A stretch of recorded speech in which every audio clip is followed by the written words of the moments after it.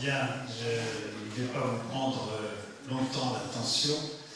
Simplement, je voulais vous présenter 3 diapositives pour vous rappeler, dire que cette problématique de la résistance aux antibiotiques n'est pas nouvelle et que les solutions sont toujours les mêmes, c'est-à-dire restreindre, voire interdire la prescription de certains antibiotiques.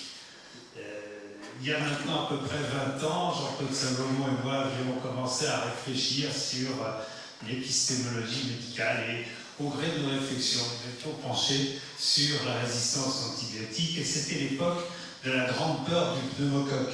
Car les pneumocoques résistants commençaient à envahir les États-Unis et l'Europe et en Europe particulièrement l'Espagne et la Hongrie.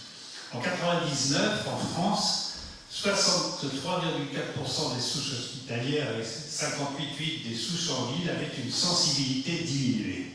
Et on était très inquiets. En Hongrie, il avait été question d'interdire complètement l'emploi des bêta-lactamines pendant une période de 6 mois pour voir. Je n'ai jamais pu savoir si cette menace avait été mise à exécution, mais en tout cas, le problème n'a pas eu de conséquences trop fâcheuses. En France, à l'opposé, la réponse était « ça marche moins bien, donnez plus d'antibiotiques, majorez la posologie ». On était là dans une conduite complètement aberrante, et ce jusqu'à pratiquement la campagne qui a été largement évoquée au cours des précédentes interventions. Entre-temps aussi, le vaccin antipneumococcique est arrivé sur le marché, c'est largement diffusé, et aujourd'hui, les problèmes de sensibilité du pneumocoque ne se posent plus de la même façon. D'autres histoires très anciennes.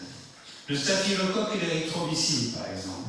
À Londres, en 1958, vous voyez que ce n'est pas d'hier, 18% des staphylos étaient résistants à l'érythro. Il y a eu une injonction extrêmement forte de diminuer drastiquement l'emploi de cet antibiotique, dont la consommation est passée en un an de 2,3 kg par an à 0,3 kg par an dans cette même région. Et le taux de résistance, évidemment, est passé de la même façon de 18% à 3%. C'est un papier qui a été publié en 1970 et qui garde toute sa valeur pédagogique. D'autres exemples anciens, la résistance apparue du pyocyannique à l'action de la gentamicine, c'est les grands brûlés dans un hôpital états-unien en 1968. La résistance des streptocoques de groupe A à l'érythromycine et au macrolide en Finlande en 1995. La fréquence accrue des diarrhées à Clostridium en Virginie en 1996.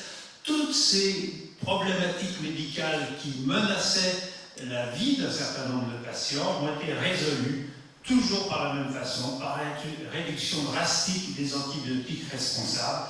Par exemple, le nombre de diarrhées à Clostridium passant de 11 à 3 cas mensuels après restriction de la clindamycine.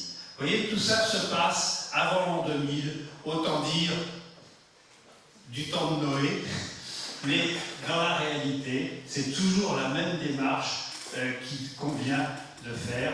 Et c'était ce clin d'œil que je voulais vous présenter avant que nous puissions passer à la discussion. Merci.